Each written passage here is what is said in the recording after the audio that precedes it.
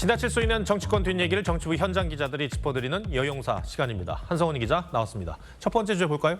네, 첫 번째 주제 8일 빨라진 데드라인입니다. 네, 앞서도 전해드렸는데 민주당이 모레인 24일을 특검법 공포 데드라인으로 제시를 했는데 법정 시한은 아직 많이 남아있지 않습니까? 예, 이 내란 특검법과 김여사 특검법, 이른바 쌍특검의 거부권 행사 시한 내년 1월 1일까지입니다. 그러니까 이 법정 시한보다 데드라인을 8일이나 앞당긴 겁니다. 이렇게까지 속도를 내는 이유가 뭘까요?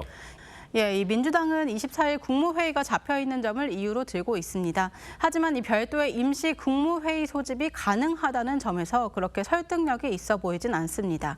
그래서 이 여론전의 일환이다 이렇게 보는 시각이 많은데요.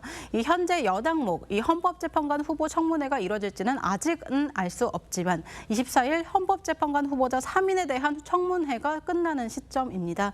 이 민주당은 헌법재판관 후보들이 국회 추천 몫인 만큼 임명은 절차에 불과하다. 그러니까 해야 한다 이런 입장입니다. 반면에 이 거부권은 적극적인 권한 행사인 만큼 해선 안 된다 이렇게 동시에 부각시킬 것으로 보입니다. 또 이 한덕수 권한대행이 내란 특검은 수용하고 김여사 특검은 반대하면서 이 분리 대응할 가능성을 염두에 뒀을 수도 있습니다. 어느 쪽이든 이 거부권을 행사해서는 안 된다는 겁니다. 그럼 한덕수 대행이 모레 특검법을 공포하지 않으면 그럼 탈핵을 실제로 추진하는 겁니까? 민주당 박찬대 원내대표는 오늘 기자회견에서 탄핵이라는 단어를 직접 쓰지 않고 대신 조치하겠다 이렇게만 표현했습니다.